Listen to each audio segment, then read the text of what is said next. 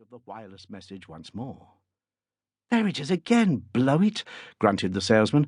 "Odd that it should keep coming through like that, isn't it?" But the little man was not paying any attention to him. He was listening to the rapid series of dots and dashes coming over the air with such force. The first time he had heard the interruption, he had been too much engaged to take any notice of it. Now he was spelling out the message to himself with surprising results. XSB7, it ran. "Wanted at headquarters immediately. Most urgent." As the sound of the last dot died away, leaving the music triumphant, the man with the wrinkled face turned to the demonstrator. "Where is the nearest telephone?" he demanded.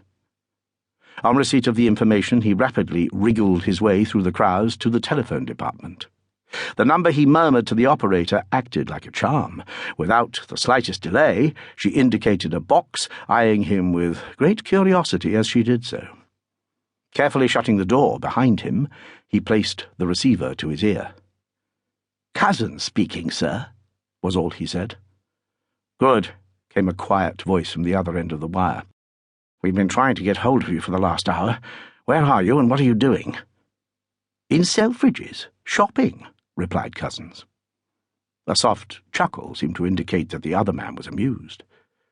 "Sorry to interrupt your laudable endeavour to help trade, Cousins," he observed, "but I want you here. At once." "Very well, sir. I'll be with you in 10 minutes. Having given instructions for his numerous parcels to be sent to his flat in Lancaster Gate, the little man, whose name was Cousins, and who was down as XSB7 in the records of a certain important government department, quickly went from the congestion and noise of Selfridge's into the rattle, roar, and crush of Oxford Street. Hailing a taxicab, he directed the driver to take him to Whitehall, giving explicit instructions about the route to be followed.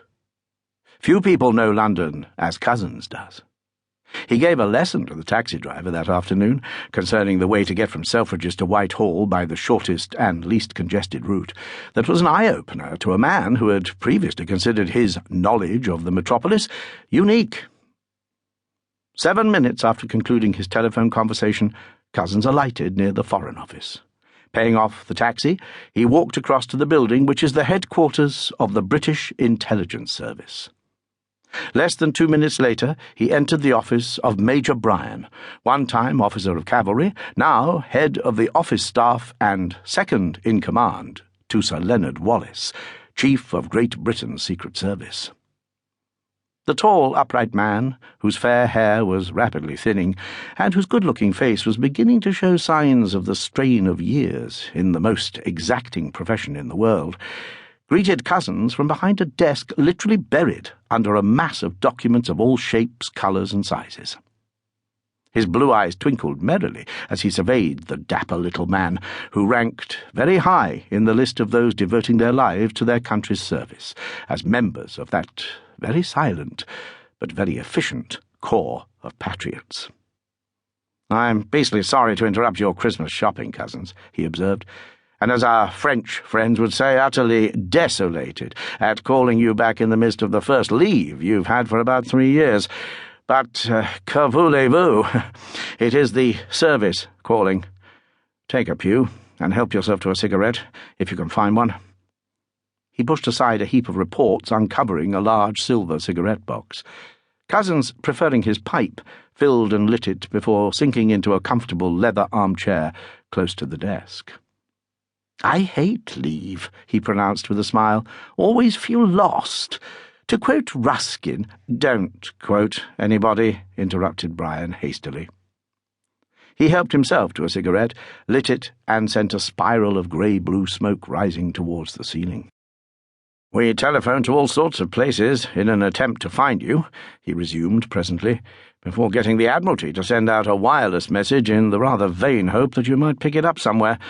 If the matter had not been extremely urgent, I shouldn't have bothered you, but I'm very short-handed at the moment. Most of the experts are spread over Europe, engaged on other jobs. Madison is here, but he's as puzzled as I am. There is nobody else I dare rely upon in an affair of such gravity as this.